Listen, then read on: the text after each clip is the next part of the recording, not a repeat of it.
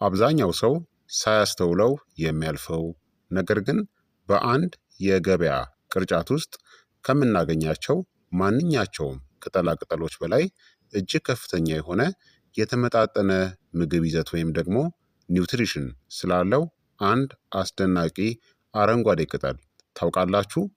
በአትክልት ገበያ ውስጥ ብዙ ጊዜ ትኩረት ሳይሰጠው ይታለፋል።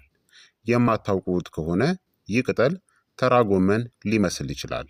ነገር ግን ይህ አትክልት በቪታሚኖች፣ በሚኒራሎች፣ በአንቲኦክሲዳንቶች እናም በእጽዋት ውህዶች የተሞላ ነው። እነዚህም የልብ፣ የአጥንት፣ የበሽታ መከላከል ስርዓት፣ የአይንናም የእርጅና ሂደትን ጭምር በጤና ለመደገፍ በሳይንስ የተረጋገጠ አቅም አላቸው። ይህ አትክልት ቦክ ቾይ ወይም የቻይና ጎመን ይባላል። በዛሬው ቪዲዮአችን ስለዚህ ድንቅ የሆነ አትክልት ያለውን ሁሉንም ነገር እነግራችኋለሁኝ።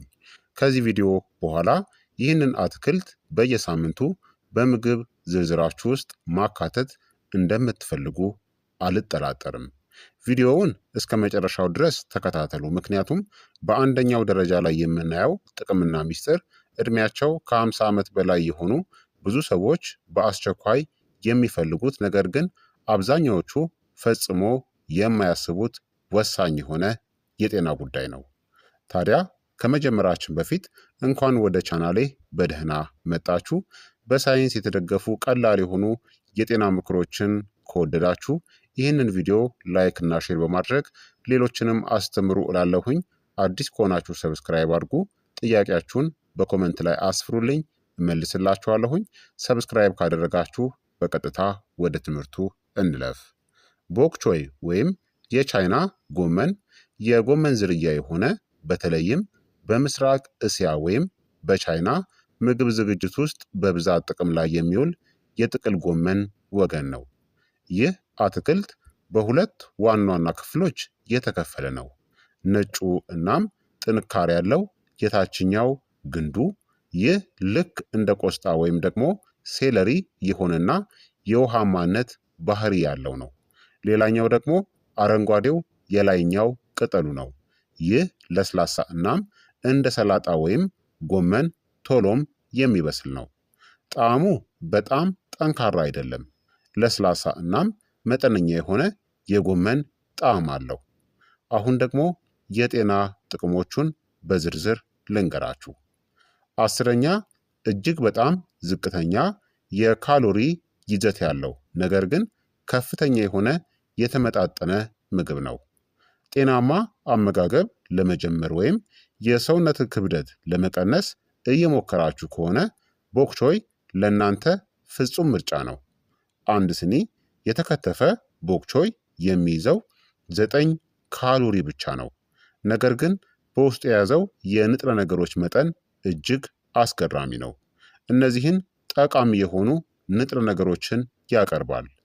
ቫይታሚን ኤን ለእይታ እናም ለቆዳ ጤና፣ ቫይታሚን ሲን ለበሽታ መከላከል እናም ለኮላጅን ምርት፣ ቫይታሚን ኬን ለደም መርጋት እናም ለአጥንት ጥንካሬ፣ ፎሌትን ለሴሎች እድገትናም እድሳት፣ ካልሲየምን ለአጥንትናም ለጥርስ ጥንካሬ፣ ፖታሲየምን ለልብ ትርታና ለደም ግፊት ቁጥጥር፣ ማግኒዥየምን ለነርቭና ለጡንቻዎች ስራ። ይህ ባህሪው ቦክ ቾይን በሰውነታችን ውስጥ ከፍተኛ ንጥረ ነገርን ከሚሰጡ አትክልቶች መካከል አንዱ ያደርገዋል። የካሎሪ መጠንን ሳትሰጉ በሰፊው ተመግባችሁ እንድትጠግቡም ይረዳችኋል። 9ኛ ጠንካራ የበሽታ መከላከል ስርዓትንም ይደግፋል። የሰውነታችን በሽታ የመከላከል ስርዓት በትክክል እንዲሰራ በበርካታ ቫይታሚኖች ላይ ይደገፋል። ቦክ ቾይ በተለይም በቫይታሚን ሲ የበለጸገ ሲሆን ይህም የበሽታ መከላከል ሴሎችን ለማጠናከር እናም የቁስል ፈውስ ሂደትን ለማፋጠንም ይረዳል። በተጨማሪም ቫይታሚን ኤን በውስጡ ይዟል። ይህ ንጥረ ነገር ጤናማ ቆዳን ለመጠበቅ እናም የመተንፈሻ አካላት እንዲሁም የጨጓራና የአንጀት መስመርን ለመጠበቅ በጣም አስፈላጊ ነው። እነዚህ አካላት እንደ መከላከያ ግድግዳ በመሆን በሽታ አምጪ ተዋሲያንን ወደ ሰውነታችን እንዳይገቡ ይከላከላሉ። ስለሆነም እንደ ቦክቾይ ያሉ የተለያዩ አትክልቶችን መመገብ የዕለታዊ የንጥረ ነገር ፍላጎታችሁን ለማሟላት ይረዳል። ስምንተኛ አጥንትን ጠንካራ አድርጎ ለመጠበቅም ይረዳል። ዕድሜያችን እየገፋ ሲሄድ የአጥንት ጤና ከጊዜ ወደ ጊዜ እጅግ በጣም አስፈላጊ እየሆነ ይመጣል። ቦክቾይ ለአጥንት ጥንካሬ እናም እንክብካቤ የሚረዱ በርካታ ንጥረ ነገሮችን ይዟል። እነዚህም ቫይታሚን ኬን፣ ካልሲየምን፣ ማግኒዥየምን እናም ፎስፈረስን። ቫይታሚን ኬ በአጥንት ሜታቦሊዝም ውስጥ ትልቅ ሚናን የሚጫወት ሲሆን ካልሲየም ደግሞ የአጥንትን መዋቅር ለመጠበቅ ወሳኝ ነው።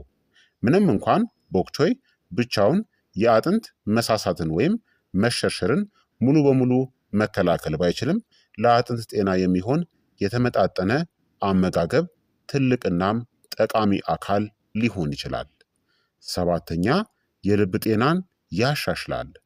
የልብ ህመም በዓለም ዙሪያ ለሞት ከሚዳርጉ ዋና ዋና ምክንያቶች ውስጥ አንዱ ሆኖ ቀጥሏል። ቦክቾይ የልባችሁን ጤና በተለያዩ መንገዶች ይደግፋል። ከተፈጥሮው የሳቹሬትድ ፋትናም ሶዲየም ይዘቱ እጅግ በጣም አነስተኛ ነው። በተቃራኒው ፖታሲየምን በከፍተኛ ሁኔታ ይሰጣል። ፖታሲየም በሰውነት ውስጥ ያለውን የሶዲየም መጠንን በማመጣጠን የደም ግፊትን በጤናማ ሁኔታ ለመቆጣጠርም ይረዳል።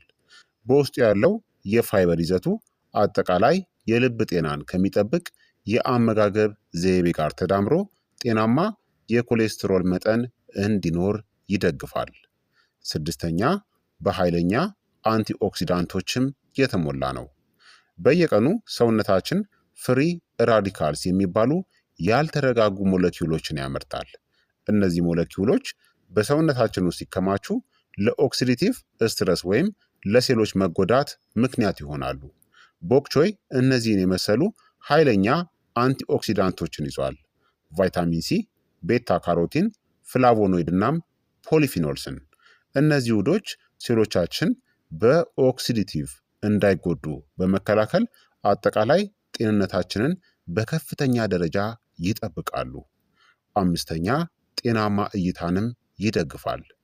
ጤናማ አይኖች ጥሩ የዘር ውርስ ብቻ ሳይሆን ትክክለኛ ምግብንም ይፈልጋሉ። ቦክቾይ ቤታ ካሮቲንን ይሰጣል። ይህንን ንጥረ ነገር ሰውነታችን ወደ ቫይታሚን ኤ ይቀይረዋል። በተጨማሪም ሉቲን እናም ዚያክሳንቲን የተባሉ ሁለት የእጽዋት ቀለሞችን ይዟል።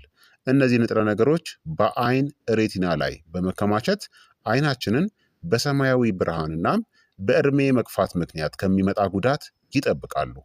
እነዚህ ንጥረ ነገሮች ዕድሜያችሁ እየጨመረ በሚሄድበት ጊዜም ቢሆን መደበኛ እይታን ጠብቆ ለማቆየት በቀጥታ የተያያዙ ናቸው። አራተኛ የምግብ መፈጨትን ለማሻሻልም ይረዳል።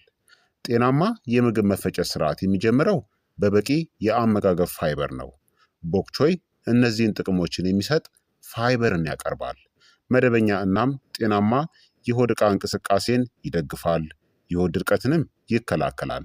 በአንጀት ውስጥ ያሉ ጠቃሚ ባክቴሪያዎችን ይመግባል። አጠቃላይ የሰገራ መውረጃ እናም የጨጓራ ጤናንም ያሻሽላል። ቦክቾይ ፋይበርን ብቻ ሳይሆን ከፍተኛ የውሃ መጠንን ጭምር የያዘ በመሆኑ የምግብ መፈጨት ስርዓት ያለምንም መስተጓጎል በተቃና ሁኔታ እንዲሰራ ያደርጋል። ሶስተኛ ብግነትን ለመቀነስም ሊረዳ ይችላል። የረጅም ጊዜ ውስጣዊ ብግነት ወይም ኢንፍላሜሽን ከብዙ ስር የሰደዱ በሽታዎች ጋር የተያያዘ ነው።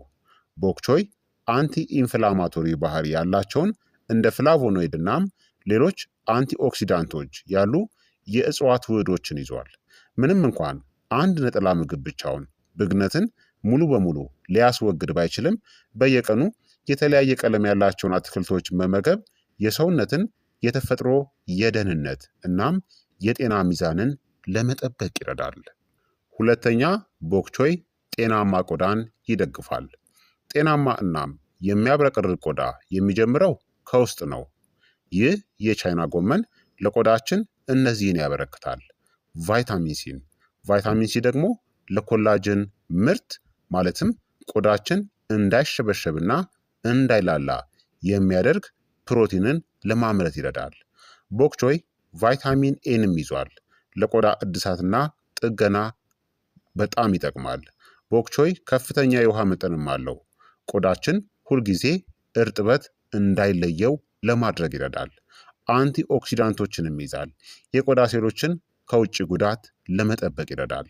እነዚህ ንጥረ ነገሮች በአንድ ላይ ተጣምረው ውብና ጤናማ መልክ ያለው ቆዳ እንዲኖራችሁ ያደርጋሉ።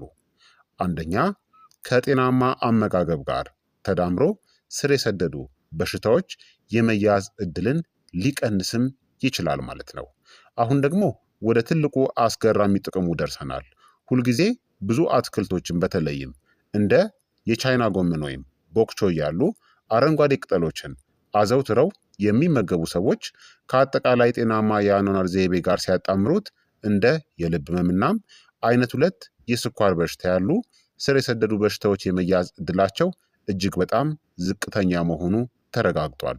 ቦክቾይ ለረጅም ጊዜ ጤና የሚረዱ ጠቃሚ ንጥረ ነገሮችን፣ ፋይበርን፣ አንቲኦክሲዳንቶችን ያበረክታል። በእርግጥ የትኛውም አንድ ነጠላ አትክልት ተአምራዊ ምግብ ሊሆን አይችልም።